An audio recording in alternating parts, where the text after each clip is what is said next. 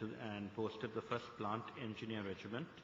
He presently holds the appointment of Chief Field Engineer and is responsible for demining activities and post-conflict reconstruction in the north and east, carried out in close liaison with government, non-governmental bodies and UN agencies. During his career, he has been decorated with many service medals, including the North and East Operations Medal, Riverasa Campaign Medal and Uttama Seva Padakkama. He holds 2 master's degrees, a Master of Science in Management from the Sir John Kotlava Defence University and a Master of Science in Disaster Management from the University of Peradeniya. He also holds a postgraduate diploma in conflict resolution conducted by Bradford University, a diploma in human rights from the Institute of Human Rights, and a diploma in diplomacy and international relations from the Bandaranaike International Diplomatic Training Institute. Brigadier Vijayaratna.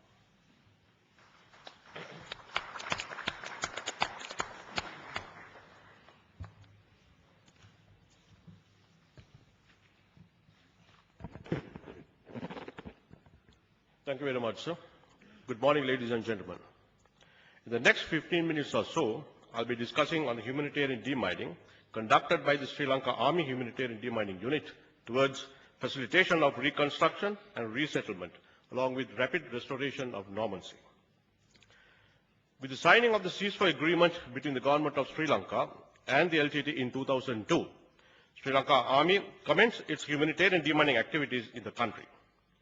U.S. Department of State, through its contractor, RONCO, offered assistance to humanitarian mine action in Sri Lanka, and the program commenced from August 2003, resulting in improvements in every aspect of the demining activities conducted by the Sri Lanka Army. Sri Lanka Army Humanitarian Demining Contingent, the only state organization involved in mine action in Sri Lanka, possesses the capability of executing operations in all 3 internationally accepted methods, namely manual, mechanical, and mine detecting dogs. Ladies and gentlemen, as you can see, these mechanical assets are known as the flail machine. It's controlled by a transmitter from a maximum distance of 2,000 meters. This has the capability of clearing 8,000 to 9,000 square meters per day. These machines are primarily used for area reduction and quality assurance.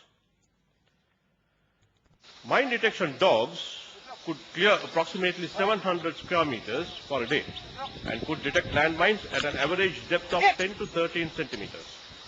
Once the dog detects the mine, it sits on the ground, and thereafter the manual deminer will clear the contaminated area. Dogs can also be effectively utilized for area reduction and quality assurance. Self-relied demining is only possible with manual deminers. And as you can see on the video, he initially carries out a visual check and feels for any kind of obstacles and then clears for vegetation. Thereafter, he uses the mine detector and subsequently uses the prodder to find the exact location of the mine. Manual deminer could clear only 10 square meters for a day. And as you saw, it's a high-risk task which requires total attention and concentration. Above all, it's very strenuous and something you could never rush. To minimize the risk of civilian casualties other than mine clearance operations, mine risk education was given a high priority. Also, the officers and men of field engineer units were trained on mine action management along with basic and advanced trauma life support, which are mandatory aspects in any mine clearing operations. UNDP also assisted Sri Lanka primarily in coordinating and supporting National Steering Committee for Mine Action and District Steering Committees for Mine Action in Vaunia, Mena, Kilinochchi, Mullaitivu, and Jaffna. UNDP Mine Action programs provided and continues to manage information management system for mine action in close coordination with all other stakeholders. With the commencement of the humanitarian operations in the East and in Wandi, progress of humanitarian mine action got stalled to a greater extent. At the termination of the humanitarian operations, the safe return and the sustainable resettlement of IDPs became a top priority of the government. One of the major challenges to speedy return and resettlement of IDPs was the presence of mines and unexploded explosive ordnances in their neighborhood, which were the leftovers of 30-year-long conflict. In this context, It is important to note that the existed demining capacity was grossly inadequate to keep pace with the resettlement time frame and rehabilitation demands. The other essential prerequisite to expedite the resettlement process was the need to restore infrastructure facilities. Although government machinery worked at its fullest capacity with unstinted support extended by UN agencies and donors, meeting the demands of IDPs became an ever-increasing challenge. In this context, greater importance of conducting demining operations prior to venturing into resettlement process proper was identified.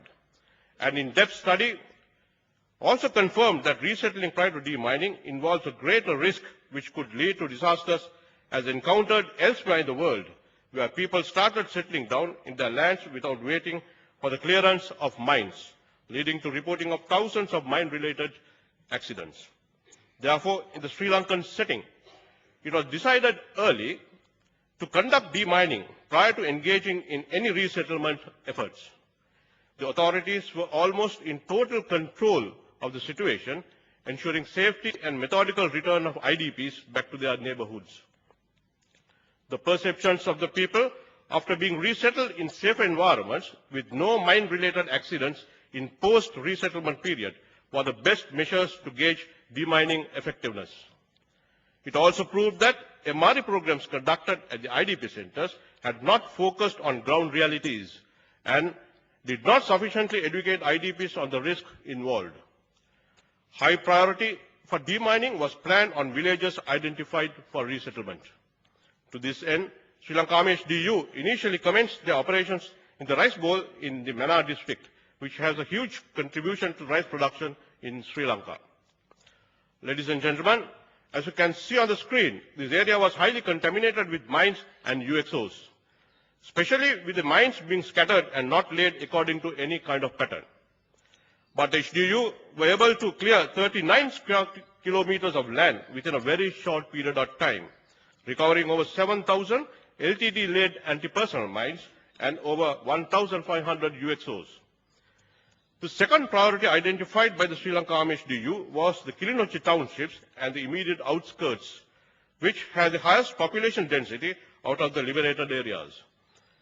Subsequent to clearance of a sizable area to facilitate immediate resettlement, very much in Kilinochchi, due to capacity constraints, Sri Lanka Army HDU focused their efforts to Mullaitivu district, where the density of contamination was found to be very high.